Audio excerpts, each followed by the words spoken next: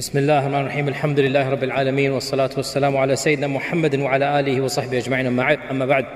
Last Wednesday I had begun discussing the signs of Judgment Day. We had divided them into a number of categories. We talked about the minor signs and the major signs. And then I said the minor signs as well can be divided into two types of categories. Number one, specific incidents, one-off. And number two, general trends. So we were doing still the specific incidents. And today, inshallah, we'll continue, Jazakallah khair, with the specific incidents. I had mentioned the battle of the Jamal, the battle of Siffin. I had mentioned the spread of safety in the time of the Sahaba, and now we move on to the next of the minor signs that have been predicted in the authentic hadith of the Prophet ﷺ. Of the minor signs, and this clearly shows the truth of our Prophet ﷺ, because no one could ever have predicted this, is the rise of a race that was considered to be a backward race. And this is the race of the Atrak, the Turks, the Atrak. Our Prophet ﷺ prophesied that this race would become dominant and that they would conquer the Arabs.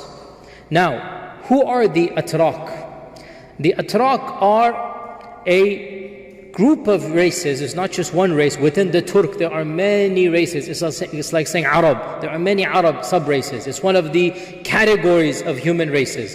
The Atrak are a group of races who originate in what is essentially Mongolia and the Caucasus Mountains, that region. You can say they are the cousins of the Mongolians. So the Mongolians are a race and the Atrak are a cousin race. They have a common ancestor between them. And that is why the Turkish language and the Mongolian language, they share many similarities. Now, contrary to popular misunderstanding, the modern Atrak, the people of Turkey, are not from that land of Turkey. They are from far more east than that. They are from a land that is what is now, we call it Turkmenistan.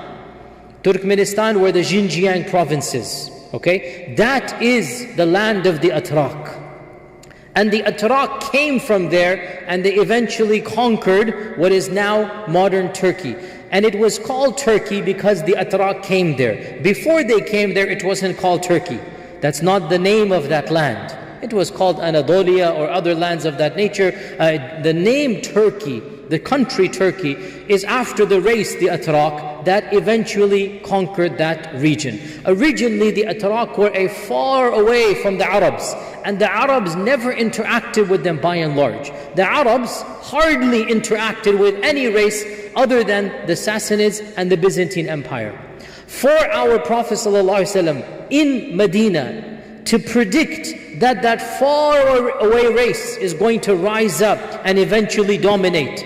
What is the Ottoman Empire other than Turkish, right?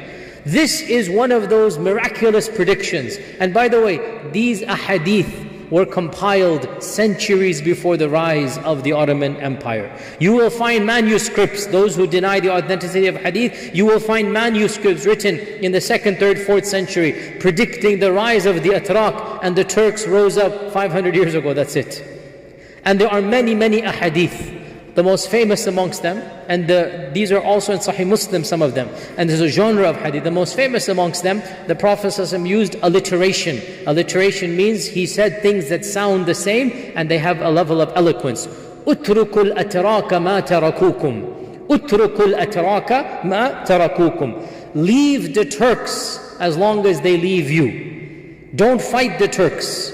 Leave the Turk as long as they tarakukum, they leave you alone. Because when you will fight them, you will lose. And they will win over you. And that is exactly what happened. Now, some have said this could also be a prediction of the Mongol Empire, because the Mongolian race and the Turk are really kind of one race, as we said. They go back to the same heritage and even their language. And so 1,000 years ago, it would not be incorrect to call the Mongols, the Genghis Khan, it would not be incorrect to call him a Turk. Even though in modern times they're two separate ethnicities, the Mongolian and the Turkic races. However, others have said the prediction of Turk here is the Muslim Turks eventually, right? So eventually this group of people, they came, amongst them were the Seljuks. So within the Turkish race there were many famous dynasties, the most famous of the earliest dynasties was the Seljuk dynasty, Alp-Arsalan. Alp-Arsalan was the one who came to power, and he was the first of the Turkish people to basically get a base in the lands of Islam, and they converted to Islam. And of course his main vizier was Nizam al-Mulk, the famous Nizam al-Mulk. So that was Alp-Arsalan. The Seljuk Empire is not the same as the Ottoman Empire. They are both Turkic, but the two of them biologically are different. So the first Turkish empire was the Seljuk Empire. They were magnificent, they came, they conquered, and then they fizzled out.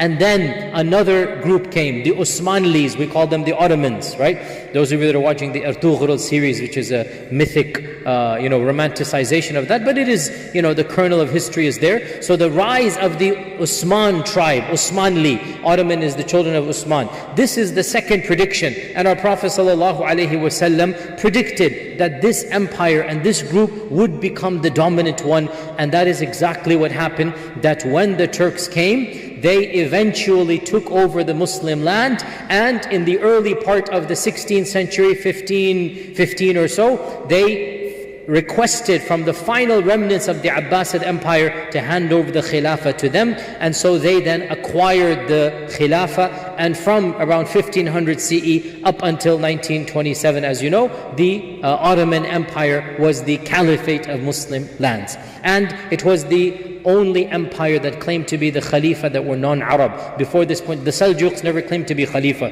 The Seljuks were a rural dynasty. They never said they were the Khalifa. The Seljuks were in power when the Abbasids were the Khalifa. And they were a powerful dynasty, but they never said they were the Khalifa.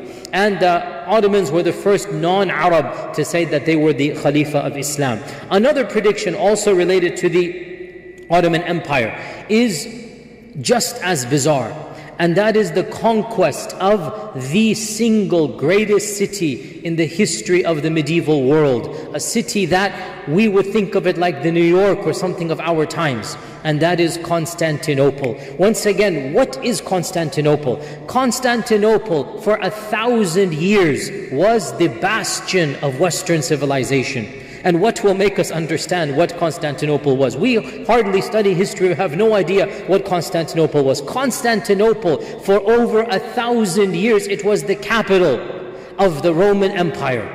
Constantine himself, Constantinople is named after him. Constantine the Great established the capital. The city existed even before then, and for 1,300 years it remained the capital of the greatest empire known to man up until that point in time, and that was the great Roman Empire.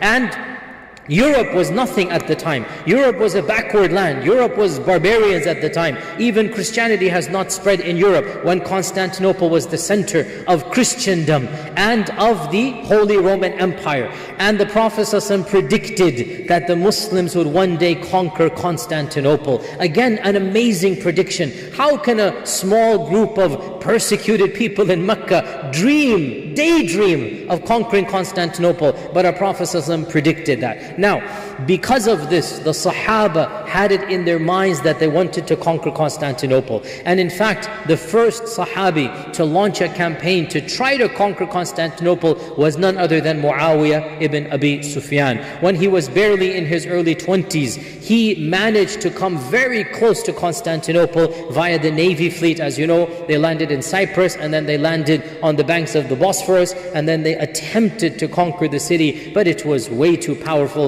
They laid siege, but they could not. It was simply too powerful for them, and that is why the famous companion Abu Ayyub al-Ansari, he died outside of the walls of Constantinople. The famous companion, the one whom the Prophet ﷺ, he lived in his house when he entered Medina. Can you imagine the same companion whom the Prophet ﷺ lived in his house for 6 months, how Allah Azza wa Jal blessed the ummah, how quickly did the persecuted rise up and become almost the conquerors of the world. That same companion, older on in life, he was of that batch who attacked Constantinople, and he passed away a shaheed. He died outside the city.